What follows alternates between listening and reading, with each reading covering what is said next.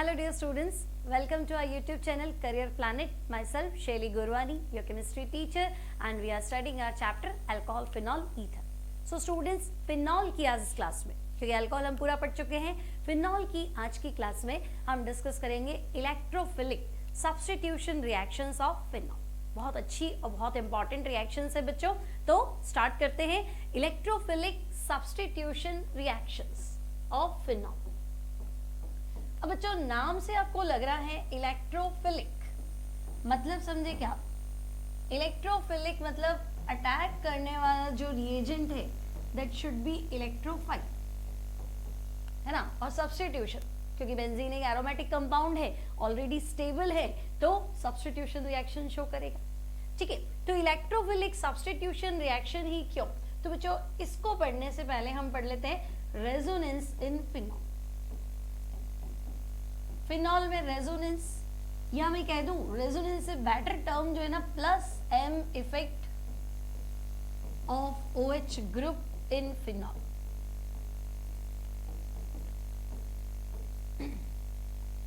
बच्चों मैंने पहले भी बताया था, जब कोई ग्रुप की वजह से, ग्रुप हैविंग लोन पेयर, है ना, उसकी वजह से बेंजीन रिंग में रेजोनेंस होता है तो हम उसे कहते हैं मीजोमेरिक इफेक्ट।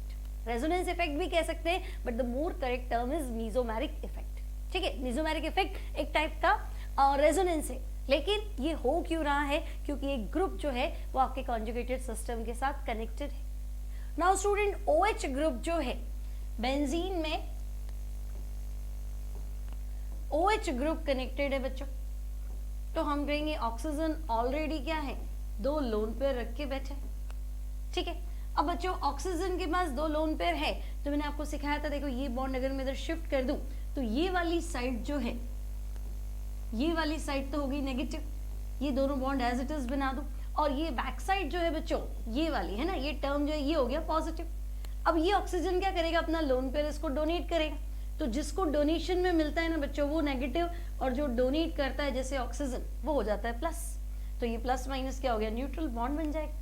तो एक बॉन्ड तो ऑलरेडी है ही, एक बॉन्ड और बन गया, और ये O और H। अब ऑक्सीजन का जो है वो एक ही लोन पेयर है, एक तो डोनेशन में आ गया। ठीक है, अब क्या होगा, तो मैंने आपको सिखाया था, इसको आगे ले जाओ, है ना, ये बॉन्ड यहाँ टूट जाएगा, ये वाली side negative, back side positive. ठीक है, तो बच्चों देखो ये साइड नेगेटिव, ये side positive, positive negative double bond, और ये इस तरह से। अब आगे चलो, तो इसको शिफ्ट कर दो। ठीक है, तो यहां क्या आ जाएगा, नेगेटिव, बैक साइड पॉजिटिव, तो हम कहेंगे भाई ये नेगेटिव और ये इस तरह से हो गया। ठीक है, और आगे चलो, फाइनली तो आप कहोगे भाई ये बॉन्ड जो है ये ऑक्सीजन पे टूट जाएगा, ऑक्सीजन वापस क्या करेगा, अपने दोनों लोन पेयर ले आएगा। ठीक है, और यहाँ पॉजिटिव आते ही यहाँ डबल बॉन्ड बना दो, oxygen with two lone pair. अब बच्चों मैंने आपको सिखाया था कि हमें कैसे पता चलेगा कि सारे बॉन्ड जो है वो कॉन्जुगेटेड सिस्टम में पार्टिसिपेट कर चुके हैं, सारे पाई बॉन्ड जो है, जिसे मैं कह दूं मोबाइल इलेक्ट्रॉन, क्योंकि पाई बॉन्ड क्या होता है, वीक होता है, इलेक्ट्रॉन शिफ्ट करता है, डीलोकलाइज्ड होता है, तो हमें कैसे पता चलेगा कि सारे घूम गए? तो आप देखो फर्स्ट स्ट्रक्चर में एक बॉन्ड लेफ्ट में है, रिमेनिंग दो राइट में है, और लास्ट में देखो दो बॉन्ड क्या है, लेफ्ट में और एक राइट में। तो बच्चों पहला और आखिरी जो स्ट्रक्चर है वो जस्ट एक दूसरे का ऑपोजिट हो, बॉन्ड का पोजीशन, है ना, तो हम कहेंगे कि हाँ रेजोनेंस जो है वो ठीक चल रहा है, मतलब आपने करेक्ट स्ट्रक्चर्स बनाई है, कोई डाउट नहीं। अब आप ध्यान से देखो कि ये जो फिनॉल का स्ट्रक्चर है, ऑक्सीजन तो अपना लोन पेयर सिस्टम को डोनेट कर रहा है, तो बच्चों जब ग्रुप अपना लोन पेयर सिस्टम को डोनेट करता है तो उस इफेक्ट को हम बोलते हैं प्लस M इफेक्ट या plus R effect. Reaction mechanism में आपने पढ़ा होगा। ठीक है, अब हुआ क्या कि इसने रिंग को लोन पेयर डोनेट किया। ध्यान से देखो बच्चों, 1 और 2 वाली पोजीशन, ये तो ऑर्थो पोजीशन है, तो एक बार तो आपका नेगेटिव चार्ज आ रहा है ऑर्थो, सेकेंड टाइम फिर लग रहा है पैरा, और फिर लग रहा है क्या, ऑर्थो। मतलब सिस्टम में कॉन्जुगेशन तो हो रहा है, डबल बॉन्ड तो घूम रहा है, लेकिन जो नेगेटिव चार्ज आ रहा है, तो देखा जाए तो नेगेटिव चार्ज देखो ऑर्थो, पैरा, अगेन ऑर्थो।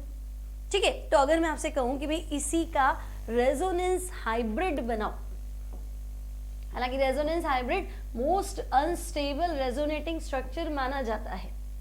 ठीक है, तो रेजोनेंस हाइब्रिड बनाओ बच्चों, तो आप क्या बनाएंगे भाई, फिनॉल तो है, ठीक है, फिनॉल है, यहाँ क्या था, O था, H था। अब ये ऑक्सीजन यहाँ अपना डबल बॉन्ड शेयर कर रहा है, दैट्स व्हाई ऑक्सीजन का चार्ज क्या हो गया, पॉजिटिव। रिंग में क्या घूम रहा है, नेगेटिव, लेकिन वो नेगेटिव चार्ज एक बार तो यहाँ घूम रहा था, एक बार यहाँ और एक बार यहाँ, तो ओवरऑल तो एक ही चार्ज है ना, और 3 में डिस्ट्रीब्यूट करना है, तो मैं लिख दूँ -1/3 delta, -1/3 delta and again -1/3 delta, clear. और ओवरऑल रिंग में घूम ही रहा है ये इस तरह से, ठीक है। तो this is resonating resonance hybrid of phenol. अब बच्चों नेगेटिव चार्ज रिंग में घूम रहा है, तो मैं कह दूं कि भाई OH ग्रुप क्या कर रहा है, तो OH group increases electron density in benzene ring, correct है ना। OH ग्रुप ने क्या किया, बेंजीन रिंग के अंदर इलेक्ट्रॉन डेंसिटी को इंक्रीज किया। भाई ये माइनस क्यों घूम रहा है, तो हम कहेंगे ऑक्सीजन ने अपना लोन पेयर डोनेट किया है, इसीलिए तो माइनस घूम रहा है ना। तो OH ग्रुप क्या कर रहा है, रिंग में इलेक्ट्रॉन डेंसिटी बढ़ा रहा है, ठीक है। अब बढ़ा रहा है इसका मतलब समझे, क्या कर रहा है, attack of electrophile. Attack of electrophile क्या हो गया भाई, इलेक्ट्रोफाइल इलेक्ट्रॉन लविंग स्पीशीज, जिसे इलेक्ट्रॉन चाहिए, तो जिसे इलेक्ट्रॉन चाहिए और वो क्या देखेगा, वो रिंग में तो माइनस घूम रहा है, तो मजा आ गया, अटैक करना क्या हो गया, इजी हो गया। तो मैं कहूंगी भाई attack of electrophile becomes easier, फटाक से अटैक हो जाएगा, वो तो रुकेगा ही नहीं, ठीक है।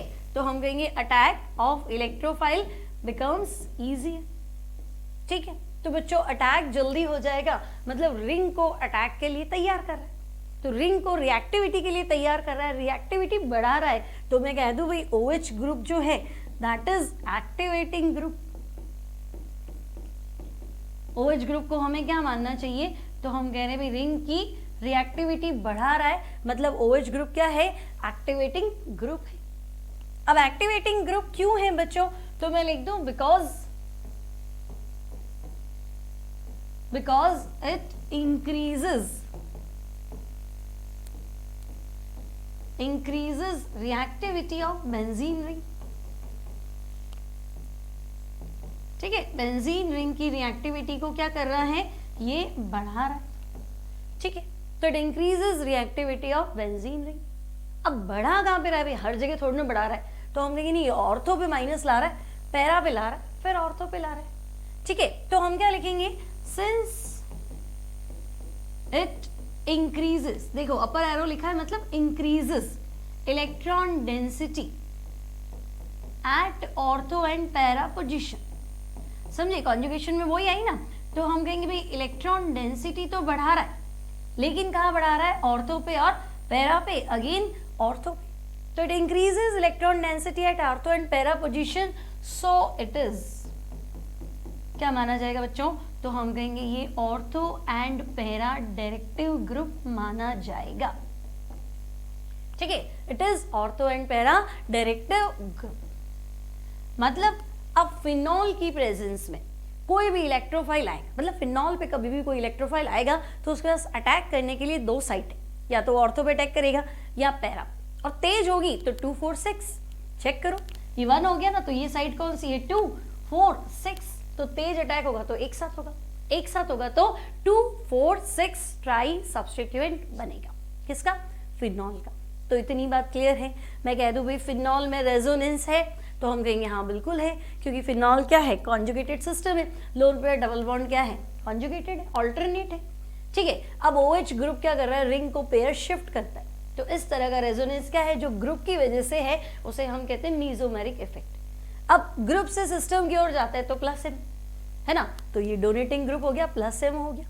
अब हमने देखा कि ठीक है भाई इसकी वजह से रिंग में क्या हो रहा है, माइनस घूम रहा है, तो माइनस घूम रहा है मतलब रिंग जो है अब तैयार हो गई इलेक्ट्रोफाइल के अटैक के लिए, तो इलेक्ट्रोफाइल का अटैक क्या हो गया, इंक्रीज हो गया, इजी हो गया, ठीक है। तो इलेक्ट्रोफाइल का अटैक इजी हो गया, मतलब रिएक्शन तेज होगी, तो ये एक्टिवेटिंग ग्रुप कहाँ एक्टिवेट कर रहा है, तो हम कहेंगे ऑर्थो और पैरा पे एक्टिवेट करेगा, so that ortho para directive and activating group.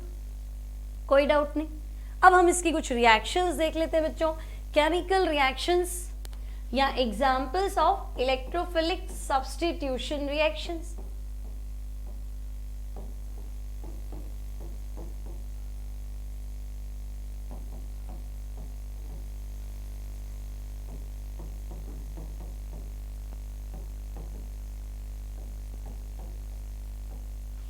अब देखो बच्चों, examples of electrophilic substitution reaction में फर्स्ट एग्जाम्पल में ले लेती हूं ब्रोमिनेशन, हैलोजिनेशन, और हैलोजिनेशन में मैंने कह दिया भाई ब्रोमिनेशन। अब वैसे तो जब मुझे बेंजीन पे कोई भी हैलोजन का अटैक कराना हो, है ना, मान लो बेंजीन है और मैं चाहूं भाई क्लोरीन से रिएक्ट कराना है, तो मुझे लुइस एसिड लेना पड़ेगा। अगर मैं चाहूँ क्लोरीन से रिएक्ट कराओ तो FeCl3 AlCl3 इनमें से कुछ तो लेना ही पड़ेगा, ठीक है। तो क्यों, तो मैं कहूंगी भाई क्लोरीन को इलेक्ट्रोफाइल कैसे बनाऊंगी, क्लोरीन को पोलराइज्ड कैसे करूंगी, तो मुझे लुइस एसिड का रिक्वायरमेंट है। लेकिन जब बात आती है फिनॉल की, तो तुम्हें फिनॉल की रिएक्शन ब्रोमीन से कराने के लिए किसी भी इलेक्ट्रोफाइल की जरूरत नहीं है ना, कोई लुइस एसिड की जरूरत नहीं है। अब ऐसा क्यों, तो देखो, when phenol reacts with bromine in presence of water, ठीक है, तो वाटर की प्रेजेंस में बच्चों फिनॉल क्या करता है, वाटर की प्रेजेंस में फिनॉल जो है वो फिनॉक्साइड आयन बना लेता है, क्योंकि phenol better acid than water, है ना। फिनॉल क्या है, वाटर से बहुत अच्छा एसिड है ना, कंपैरेटिवली। तो हम कहेंगे फिनॉल वाटर की प्रेजेंस में क्या करेगा, प्रोटॉन छोड़ देगा। तो फिनॉल ने जैसे ही प्रोटॉन छोड़ा तो फिनॉक्साइड आयन, अब फिनॉक्साइड आयन तो बच्चों और अच्छा क्या हो गया, एक्टिवेटिंग ग्रुप हो गया, है ना, यहाँ माइनस, यहाँ माइनस, यहाँ माइनस, तीन जगह माइनस, ठीक है। तो ब्रोमीन क्या करेगा, इन तीनों साइड पे अटैक कर लेगा एक साथ, ठीक है। ये तीनों हाइड्रोजन रिप्लेस कर दो ब्रोमीन से, तो ये क्या होगा, तो मैं कहूँगी देखो ये HBr यहाँ से गया, यहाँ से भी HBr गया और यहाँ से भी HBr गया। तो in presence of water bromine reacts with phenol to give, तो हम कहेंगे to give white PPT of 2,4,6 tribromophenol. Clear, 2,4,6 tribromophenol. Clear, समझ में आया क्यों, तो क्या बताया बच्चों मैंने आपको, फिनॉल क्या करेगा, वाटर की प्रेजेंस में फिनॉक्साइड आयन बना लेगा। तो फिनॉक्साइड आयन भी क्या है, और अच्छा एक्टिवेटिंग ग्रुप है। तो ऑर्थो पैरा ऑर्थो पे क्या गया, माइनस घूमेगा, माइनस घूमेगा तो ब्रोमीन क्या करेगा, इजीली वहां अटैक कर लेगा। तो तीनों जगह क्या आ गया, Br, और प्रोडक्ट हमारा ये बन गया 2,4,6 ट्राइब्रोमोफिनॉल। अब वैसे तो रिएक्शन बहुत अच्छा है, एक साथ तीन साइड पे अटैक हो गया, लेकिन मुझे तो मोनो सब्स्टिट्यूएंट चाहिए, है ना। 2,4,6 वाला मान लो काम नहीं आ रहा, मुझे तो ऑर्थो ब्रोमोफिनॉल चाहिए, पैरा ब्रोमोफिनॉल चाहिए, तो रिएक्शन थोड़ा धीमा करना पड़ेगा। अब धीमा कैसे करें, तो देखो पानी लिया था तो फिनॉक्साइड आयन बना था, पानी मत लो, है ना, कोई नॉन पोलर सॉल्वेंट ले लो जहां फिनॉक्साइड आयन नहीं बनता। तो अगर मैं सेम रिएक्शन बच्चों, अगर मैं फिनॉल की रिएक्शन ब्रोमीन से कराऊं, ठीक है, लेकिन इस बार मैंने वाटर नहीं लिया है, मैंने लिया है CS2 या मैंने ले लिया CCl4, अब मैं रिएक्शन कराऊं तो अब थोड़ी स्लो होगी। तो बच्चों ये तो मैंने पहले ही सिखाया था, फास्ट होगी तो तीनों साइड पे एक साथ अटैक, एक साथ धावा हो जाए, तेज अटैक हुआ। और धीमी होगी तो एक प्रोडक्ट बनेगा ऑर्थो, दूसरा प्रोडक्ट बनेगा पैरा। तो हम क्या करेंगे, एक बार इस हाइड्रोजन को रिप्लेस कर दो, एक बार इसको रिप्लेस कर दो, तो बच्चों आंसर क्या होगा, तो हम कहेंगे एक बार तो बनेगा ऑर्थो ब्रोमोफिनॉल और सेकेंड टाइम क्या बनेगा, so we will say para bromophenol. बोलो कोई दिक्कत, this is ortho bromophenol and that is para bromophenol। ठीक है, तो अगर तेज अटैक कराना हो तो तुम करा दो फिनॉल का ब्रोमिनेशन पोलर सॉल्वेंट या वाटर की प्रेजेंस में, और थोड़ा स्लो कराना हो तो बच्चों आप लिख दो क्या, किसकी प्रेजेंस में, तो नॉन पोलर सॉल्वेंट लाइक आपने लिख दिया CS2 या CCl4, क्योंकि फिनॉक्साइड तो रिंग को एक्टिवेट कर देता है तो तेज हो जाती है रिएक्शन, और नहीं करेगा तो कोई दिक्कत नहीं।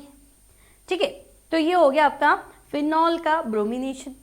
अब मेजर और माइनर, तो बच्चा पैरा जो है वो मोर सिमेट्रिक होता है तो मेजर रहेगा और ये क्या रहेगा, माइनर रहेगा। तो मैं लिख देती हूँ पैरा ब्रोमोफिनॉल, तो this is major and this is minor. Okay, तो बच्चों फर्स्ट रिएक्शन आपका क्लियर है, फिनॉल का ब्रोमिनेशन। फिनॉल का ब्रोमिनेशन कैसे होगा, क्या रिएक्शन होगी। सेकेंड जो रिएक्शन है दैट इज नाइट्रेशन।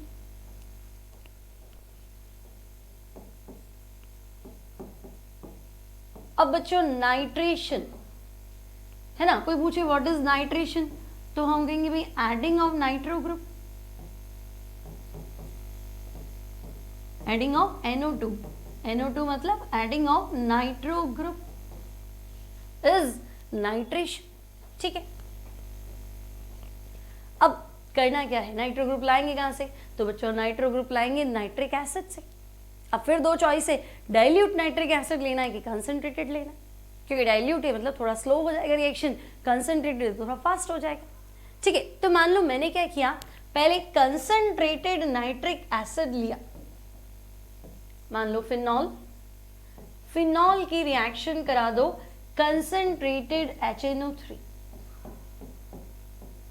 ठीक, तो बच्चों कंसंट्रेटेड HNO3 से रिएक्शन बहुत फास्ट हो जाएगी।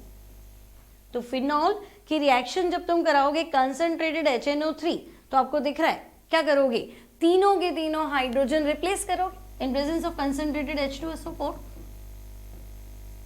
ठीक है, तो होगा क्या, तो तीनों के तीनों हाइड्रोजन किससे रिप्लेस हो जाएंगे, NO2 ग्रुप से, है ना। HNO3 ना कुछ इस तरह से बनेगा HONO2। ठीक है, अब ये NO2 प्लस OH माइनस, हालांकि OH माइनस H प्लस इसका लेके वाटर बन के एलिमिनेट होता है और ये आपका इलेक्ट्रोफाइल। लेकिन यहाँ मैकेनिज्म डिस्कस नहीं कर रहे हैं बच्चों, तो अगर मैं मैकेनिज्म नहीं देखूं तो मुझे क्लियर है कि ठीक है भाई, 3 नाइट्रिक एसिड ले लो, एक बार NO2 ग्रुप इधर, एक बार पैरा पे और एक बार इधर, है ना, तीनों बार साइड, तीनों साइड पे अटैक हो जाएगा। तो फिनॉल तो बनाना ही है, फिर यहां हो गया NO2, यहां हो गया NO2 और यहां पे भी क्या हो गया NO2। तो बच्चों आपका आंसर जो है दैट इज 2,4,6 ट्राई नाइट्रोफिनॉल। ठीक है, 2,4,6 ट्राई नाइट्रोफिनॉल, और इसे हम कहते हैं पिक्रिक एसिड, जो इसका फेमस नेम है पिक्रिक एसिड। ठीक है, पिक्रिक एसिड को आप ऐसे भी कह सकते हैं acid without acetic group, acid without acidic group. भाई OH है ना, OH तो अल्कोहल या ऐसा कुछ माना जाता है, तो एसिडिक ग्रुप तो नहीं है। एसिडिक ग्रुप क्या बोलते हैं, COH होना चाहिए, SO3H होना चाहिए, है ना। तो लेकिन बहुत स्ट्रॉन्ग एसिड है, हमने पहले भी डिस्कस किया था कि अगर फिनॉल के ऑर्थो और पैरा वाली साइड पे कोई विड्रॉइंग ग्रुप हो तो प्रोटॉन डोनेटिंग टेंडेंसी बढ़ जाती, तो यहाँ तो 3-3 लगा दी, तो बहुत तगड़ा एसिड है, स्ट्रॉन्ग एसिड है। तो जब एसिड ही है लेकिन एसिडिक ग्रुप नहीं है। अब पिक्रिक एसिड जो है बच्चों इंपॉर्टेंट कंपाउंड है ना, picric acid as an explosive हम काम में लेते हैं, एक्सप्लोजिव बनाने के लिए भी काम में लेते हैं। ठीक है, अब प्रॉब्लम क्या है, तो प्रॉब्लम है कि नाइट्रिक एसिड जो है वो खुद ही बहुत अच्छा ऑक्सीडाइजिंग एजेंट है। Nitric acid is a good oxidant, तो ये तो बहुत अच्छा ऑक्सीडाइजिंग एजेंट है। तो ये बेंजीन रिंग को छोड़ेगा थोड़ा ना, तो हम कहेंगे it oxidises to benzene ring. तो ये तो बेंजीन रिंग को क्या कर लेगा, ऑक्सीडाइज कर लेगा, और क्या बनाएगा, बहुत सारे प्रोडक्ट्स बनाएगा टू गिव ऑक्सीडेटिव प्रोडक्ट्स। ठीक है भाई, तो बेंजीन रिंग ही ऑक्सीडाइज्ड हो जाएगी तो बहुत सारे ऑक्सीडेटिव प्रोडक्ट्स बनाएगा। अब क्या हुआ, तो जब इतने सारे प्रोडक्ट्स बनाएगा तो इसका प्रोडक्शन तो बहुत कम हो गया, वो भी सही है। So yield of picric acid is poor. ठीक है भाई, तो अब हमारा तो काम का नहीं रहा, पिक्रिक एसिड जो है वो बहुत ही कम बना। पिक्रिक एसिड का यील्ड मतलब प्रोडक्शन क्या है, बहुत ही कम है। अब प्रोडक्शन ही बहुत कम है, फिर इतनी माथाफोड़ी करके रिएक्शन भी कराए और फिर जो मिला वो इतना ढंग का मिला ही नहीं, तो क्या मतलब। तो बच्चों एनसीईआरटी क्या कहता है आपको कि अगर आपको पिक्रिक एसिड बनाना है तो अकॉर्डिंग टू एनसीईआरटी ध्यान रखना, थोड़ा कंपटीशन में भी क्वेश्चन बन सकता है कि पहले फिनॉल की रिएक्शन कराओ कंसंट्रेटेड सल्फ्यूरिक एसिड से। तो आपका जो आंसर होगा that will be phenol two four disulphonic acid. जब आप फिनॉल की रिएक्शन किससे कराएंगे? सल्फ्यूरिक एसिड से, तो बच्चों आपका जो आंसर होगा that will be phenol two four disulphonic acid. अब चल लो आप इसकी रिएक्शन नाइट्रिक एसिड से, तो बच्चों अब डायरेक्ट बनेगा पिक्रिक एसिड, और प्रोडक्शन क्या है? बहुत ज्यादा होगा। तो अगर आप चाहते ही होगे पिक्रिक एसिड बनाना है तो वो रिएक्शन काम की नहीं है, ठीक है। कोई पूछे कि what happens when phenol reacts with concentrated HNO3 in presence of concentrated H2SO4, तो हमारा आंसर तो वही रहेगा ना, हम गलत तो बोलेंगे नहीं, हाँ ये रहेगा। अब बाकी बहुत सारे प्रोडक्ट्स है इसलिए नहीं लिखा, ये रहेगा, बट बहुत ज्यादा अमाउंट में नहीं रहेगा। तो यूं नहीं कि भाई इसी को अगर हम सिंथेसाइज करना चाहते हैं तो ये रिएक्शन काम में ले, उसके लिए हमें एनसीईआरटी में जो दिया उसको फॉलो करना है। हाँ भाई इस रिएक्शन से हम पिक्रिक एसिड बना सकते हैं, ठीक है। तो ये तो क्या हो गया बच्चों, ये आपके पास हो गया फिनॉल की रिएक्शन कंसंट्रेटेड नाइट्रिक एसिड से। अब आपको क्या करना है, तो अब हम करेंगे रिएक्शन विद, थोड़ा स्लो करनी है तो कंसंट्रेटेड की जगह डाइल्यूट ले लो, रिएक्शन विद डाइल्यूट HNO3, ठीक है, और टेम्परेचर भी कम रखो। तो बच्चों phenol when reacts with dilute HNO3, ऐसे लिख दूं HO माइनस NO2 प्लस, ठीक है, डाइल्यूट HNO3।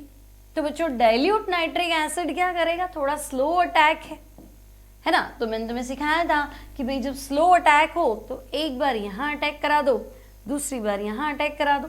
तो आपका जो आंसर है दैट विल बी ऑर्थोनाइट्रोफिनॉल, और क्या हो जाएगा, पैरानाइट्रोफिनॉल, ठीक है। So we have two answers, first one is orthonitrophenol and second one is paranitrophenol, ठीक है।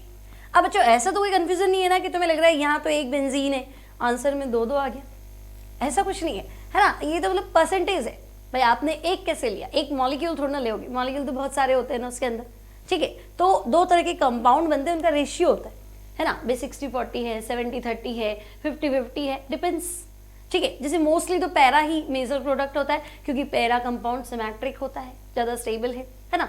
लेकिन यहाँ अगर मैं बात करूं तो बच्चों ऑर्थो और पैरा नाइट्रोफिनॉल में तुम्हें देखना है, इस बार ऑर्थो नाइट्रोफिनॉल मेजर है और पैरा वाला क्या है, माइनर है। रीजन बता रही हूं। तो फिलहाल क्या किया हमने, तो हमने रिएक्शन कराई बच्चों फिनॉल की डाइल्यूट HNO3 से, टेम्परेचर 25 डिग्री सेंटीग्रेड यानी कि 298 केल्विन। तो देखो क्या बना, तो हम कहेंगे भाई एक तो बना ऑर्थो नाइट्रोफिनॉल और दूसरा बन गया पैरा नाइट्रोफिनॉल, सिंपल सी रिएक्शन। अब ये मेजर क्यों है, ये माइनर क्यों है, और एक क्वेश्चन और बनेगा बच्चों, एनसीईआरटी का फेवरेट क्वेश्चन है, क्या है, ortho nitrophenol. Ortho nitrophenol is steam volatile whereas para nitrophenol, ortho nitrophenol क्या है, स्टीम वॉलेटाइल है, but para nitrophenol does not, मतलब वो स्टीम वॉलेटाइल नहीं है लेकिन ऑर्थो नाइट्रोफिनॉल है। मतलब क्या हुआ, तो बच्चों मतलब हुआ कि भाई ऑर्थो नाइट्रोफिनॉल जो है इसका बॉइलिंग पॉइंट कम है, ठीक है, बॉइलिंग पॉइंट लेस, और जो आपका पैरा नाइट्रोफिनॉल है, पैरा नाइट्रोफिनॉल इसका बॉइलिंग पॉइंट ज्यादा है, बॉइलिंग पॉइंट लो और बॉइलिंग पॉइंट हाई, ठीक है। अब बच्चों दोनों एक साथ ही तो बनाए तुमने, फिर एक का बॉइलिंग पॉइंट लो और एक का हाई कैसे हो गया। अगर याद ही रखना है तो बच्चों ये है 317 kelvin and this is 387 kelvin approx है, इतना होना चाहिए मेरे हिसाब से ये। तो ये 317 और वो 387। अब ऐसा क्या हुआ कि इसका बॉइलिंग पॉइंट कम है? तो बच्चों देखो, ऑर्थो नाइट्रोफिनॉल, ये बना दिया मैंने ऑर्थो नाइट्रोफिनॉल, ठीक है। कोऑर्डिनेट बॉन्ड हो मतलब ये ओ नेगेटिव है ना, और ये। अब बच्चों यहाँ इन दोनों के बीच में, ये पॉजिटिव ये नेगेटिव, इन दोनों के बीच में हाइड्रोजन बॉन्ड है, ठीक है। लेकिन ये हाइड्रोजन बॉन्ड तो एक ही मॉलिक्यूल के अंदर है, तो जो हाइड्रोजन बॉन्ड एक ही मॉलिक्यूल के अंदर होता है उसका पड़ोसी से कोई लेना देना नहीं है, उसे हम बोलते हैं क्या? Intramolecular hydrogen bond. तो बच्चों ऑर्थो नाइट्रोफिनॉल, तो हम कहेंगे it shows intramolecular hydrogen bonding. अब तो इंट्रामॉलिक्यूलर हाइड्रोजन बॉन्डिंग है, ओके। वहां अच्छा देखो, एक्स्ट्रा रिंग बन गई, किलेट बन गया, है ना, किलेट बन गया तो ये स्टेबल हो गया, तो मेजर प्रोडक्ट आपका ऑर्थो नाइट्रोफिनॉल था। अब यहां क्या है बच्चों, तो देखो पैरा नाइट्रोफिनॉल, इस तरह से बना लेती हूं मैं, ठीक है। और ये आपका हो गया OH, अगेन एक फिनॉल बना लिया, ठीक है। इस तरह से लिख रहे हो कि हाइड्रोजन बॉन्ड दिखा सके, है ना, बाकी ऐसा कोई जरूरी नहीं है, बट अरेंज तो ऐसे ही होगा। अब देखो इन दोनों के बीच में हाइड्रोजन बॉन्ड, एक मॉलिक्यूल और बना लेते हैं बच्चों। तो देखो OH, ये नेगेटिव ये पॉजिटिव, यहां हाइड्रोजन बॉन्ड और ये NO2, ठीक है। अब हुआ क्या, तो देखो एक पैरा नाइट्रोफिनॉल की हाइड्रोजन बॉन्डिंग है दूसरे के साथ, और दूसरे की हाइड्रोजन बॉन्डिंग है तीसरे के साथ, मतलब सारे मिक्स हो रहे, means para nitrophenol shows intermolecular hydrogen bonding, ठीक है। तो it shows intermolecular hydrogen bond. अब बच्चों यहाँ जो हाइड्रोजन बॉन्ड था वो इसके अंदर ही, घर का घर में, पड़ोसी से कोई लेना देना नहीं, मतलब ये किसी को बुलाएगा नहीं अपने पास एसोसिएट होने के लिए, तो मैं लिख दूं नो एसोसिएशन, या बेटर टर्म है नो मॉलिक्यूलर एसोसिएशन, ठीक है। तो इसने किसी को जोड़ा ही नहीं अपने साथ, नो मॉलिक्यूलर एसोसिएशन। लेकिन इसने इसको बांधा, उसने अगले को और उसने अगले को, मतलब सब एक साथ इकट्ठे हो गए, एक साथ इकट्ठे हो गए, मतलब लैंग्वेज में क्या लिखोगे, molecular association due to intermolecular hydrogen bonding, okay. तो मैंने यहाँ लिख दिया भाई, यहाँ क्या है, molecular association, okay. So para nitrophenol shows molecular association. अब जब आपने बहुत सारे मॉलिक्यूल्स को आपस में कनेक्ट किया, जब आपने उनको जोड़ा, तो तुम सोचो मॉलिक्यूल पास पास आ गए, मॉलिक्यूलर एसोसिएशन मतलब molecule comes close to each other. तो जब आपने उनको पास पास में लाए हो, अब आप कह रहे हो बॉइल करना है, तो बॉइल करना है मतलब जो ऑलरेडी पास पास है उनको क्या करना है, दूर करना है, तो तुम्हारी एनर्जी तो ज्यादा खर्च हो गई।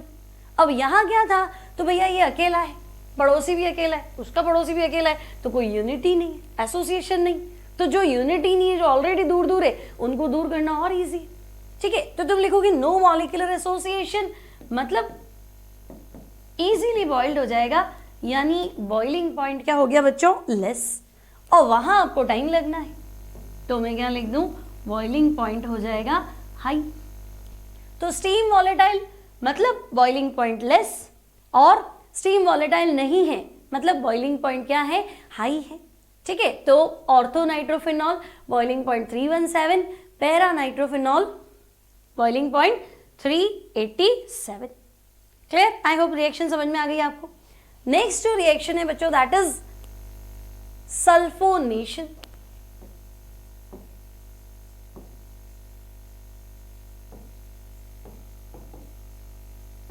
अब सल्फोनेशन क्या हुआ बच्चों, तो सल्फोनेशन मतलब आपको सल्फ्यूरिक एसिड के साथ रिएक्शन करानी है, ठीक है। तो reaction with concentrated H2SO4, clear, कोई डाउट नहीं यहाँ तक। अब होगा क्या, तो बच्चों देखो फिनॉल की रिएक्शन अगर हम किससे कराएं, तो फिनॉल की रिएक्शन हम करा देते हैं सल्फ्यूरिक एसिड से। थोड़ा इसमें टेम्परेचर का ध्यान रखेंगे, अगर हम सल्फ्यूरिक एसिड से रिएक्शन कराएं इसकी लो टेम्परेचर पे, और दूसरी बार क्या कराएं, हाई टेम्परेचर पे,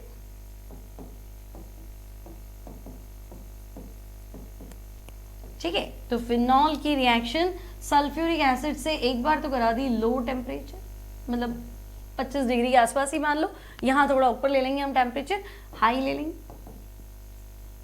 ठीक है। तो बच्चों लो पे जो प्रोडक्ट होगा that will B ortho product, यानी आपका आंसर ये होगा। फिनॉल तो है ही, ऑर्थो पोजीशन पे क्या है, सल्फोनिक एसिड, SO3H। और अगर मैं हाई टेम्परेचर की बात करूं बच्चों, तो हाई टेम्परेचर पे फिनॉल तो है ही, और इस बार जो प्रोडक्ट है दैट इज पैरा। तो आपको ध्यान रखना है लो टेम्परेचर पे तो बनेगा आपका ऑर्थो प्रोडक्ट, ठीक है। 25 भी नहीं बच्चों, 15 डिग्री सेंटीग्रेड 288 कैलोरी पे ये रहेगा, और 100 डिग्री सेंटीग्रेड से ऊपर है 388 कैलोरी या 373 कैलोरी, ठीक है। 100 डिग्री सेंटीग्रेड के अराउंड अगर आप रहेंगे तो आपका प्रोडक्ट जो रहेगा दैट विल बी पैरा, ठीक है। अब इनकी IUPAC नेमिंग लिख देते हैं हम। तो देखो बच्चों, SO3H और OH इंपॉर्टेंट फंक्शनल ग्रुप है सल्फोनिक एसिड SO3H। तो जब दो फंक्शनल ग्रुप होते हैं तो जो ज्यादा इंपॉर्टेंट है उसका सफिक्स और जो कम इंपॉर्टेंट है उसका प्रीफिक्स। तो SO3H सल्फोनिक एसिड है तो इसका तो सफिक्स लगेगा, और OH less important, less prior group है तो इसका प्रीफिक्स यानी कि हाइड्रोक्सी। अब नंबर 1 भी आपको इसी को देना है, और ये 2, तो इसकी IUPAC तो हो गई बच्चों 2 hydroxy benzene sulphonic acid,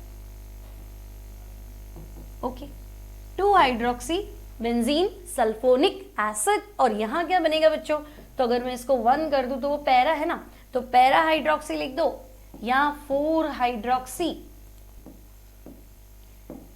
hydroxy benzene sulphonic acid, clear.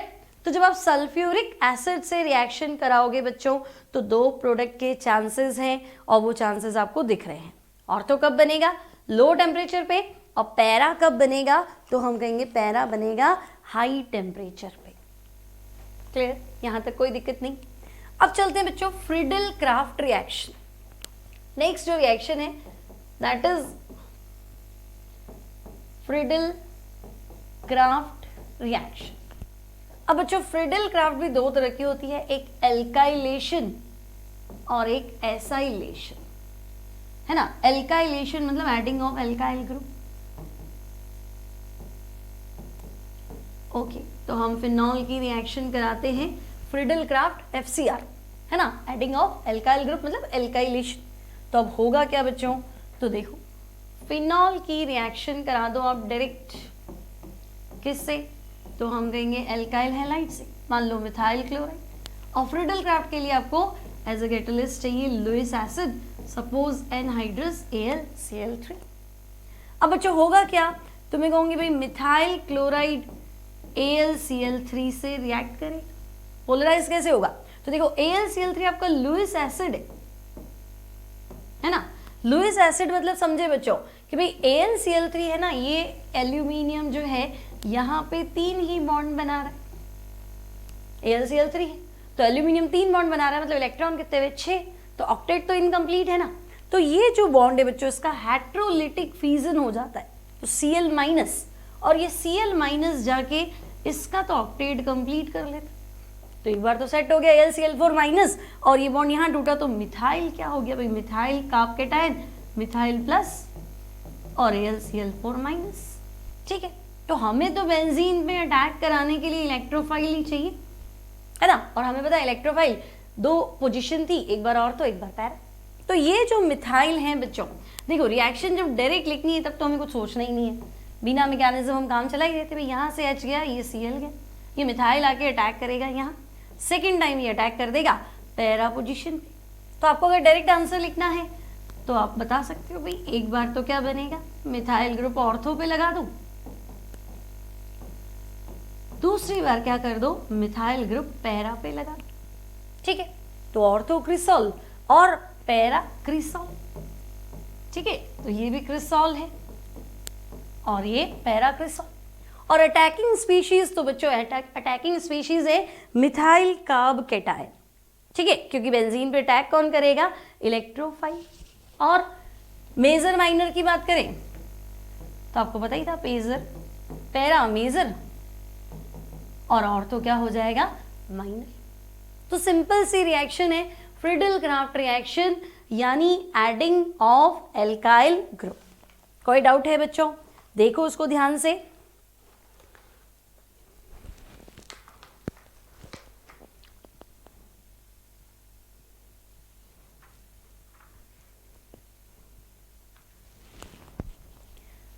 अब बच्चों एल्काइलेशन के बाद में अगर हम कहें कि भाई एसिटाइलेशन भी पढ़ लेते हैं, चलो। Friedel craft alkylation, second part है एसाइलेशन या एसिटाइलेशन। पहले भी हम डिस्टिंग्विश कर चुके हैं। अगर आपको एसिटाइलेशन ही पूछे बच्चों तो एडिंग ऑफ एसिटाइल ग्रुप लिखना पड़े, ठीक है ना। CH3CO मतलब ये ग्रुप कौन सा है, एसिटाइल ग्रुप लिखना पड़े, ठीक है। अब करना क्या है, तो करना कुछ नहीं है, फिनॉल की रिएक्शन एसिटाइल क्लोराइड से करा दो। अब डायरेक्ट करानी है, कोई मैकेनिज्म नहीं चाहिए, तो बस एसिटाइल क्लोराइड लिख दो और आप लिख दो एनहाइड्रस AlCl3, ठीक है। और आपको पता लगाना नहीं भाई क्या हुआ, कैसे अटैक हुआ, तो ठीक है भाई एसिटाइल क्लोराइड और AlCl3। तो देखो यहाँ तो Cl बहुत अच्छा लीविंग ग्रुप है, यहाँ से क्या बना देगा AlCl4 माइनस, ओके। और आपका इलेक्ट्रोफाइल जनरेट हो गया एसिटाइल कार्ब कैटायन, ठीक है। तो हमें तो इलेक्ट्रोफाइल ही जनरेट करना होता है ना। तो ये एसिटाइल कार्ब कैटायन मतलब इलेक्ट्रोफाइल। अब कौन अटैक करता है, तो क्लियर ही तो है कि भाई ऑर्थो पे और पैरा पे माइनस घूम रहा है, तो बेचारा इलेक्ट्रोफाइल आएगा तो गया तो ऑर्थो पे अटैक कर लेता हूँ, यहाँ पैरा, ठीक है। तो प्रोडक्ट बना दो, तो एक प्रोडक्ट तो हम बनाएंगे ऑर्थो पे, C double bond OCH3, sorry phenol है ना, OH, और ऑर्थो पे बना दिया हमने C डबल बॉन्ड OCH3। और दूसरी बार क्या करेंगे बच्चों, तो दूसरी बार पैरा पे बना लेते हैं OH C double bond OCH3, ठीक है। अब इस बार ध्यान से देखो, इसका नाम लिख दो एसिटाइल क्लोराइड। अब बच्चों ध्यान से देखो, वहां जो फंक्शनल ग्रुप चल रहा है ना, वो चल रहा है कीटोन। ये जो फंक्शनल ग्रुप है ना, this is ketone, C double bond, इधर फिनाइल है उधर कार्बन है, तो कीटोन, फिनाइल वाला कीटोन है, तो ये है acetophenol. Phenyl C double bond CH3, common name क्या है इसका, एसिटोफिनॉल। और ऑर्थो पे क्या लगा दिया, हाइड्रोक्सी, लेस प्रायर है तो प्रीफिक्स यानी हाइड्रोक्सी। तो बच्चों ये तो है ऑर्थो हाइड्रोक्सी एसिटोफिनॉल, और जो सेकेंड वाला है that is para hydroxy acetophenol. तो जब हम फिनॉल का एसिटाइलेशन करेंगे तो दो पॉसिबिलिटीज है बच्चों, एक प्रोडक्ट बनेगा ऑर्थो, एक प्रोडक्ट बनेगा पैरा। तो ortho hydroxy acetophenol and para hydroxy acetophenol. Clear बच्चों? तो आज की क्लास में इतना ही।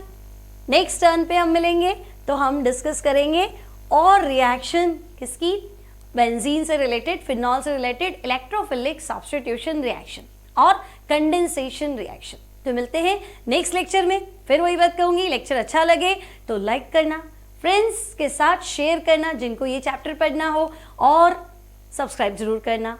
तो मिलते हैं नेक्स्ट क्लास में। Till then take care and good bye.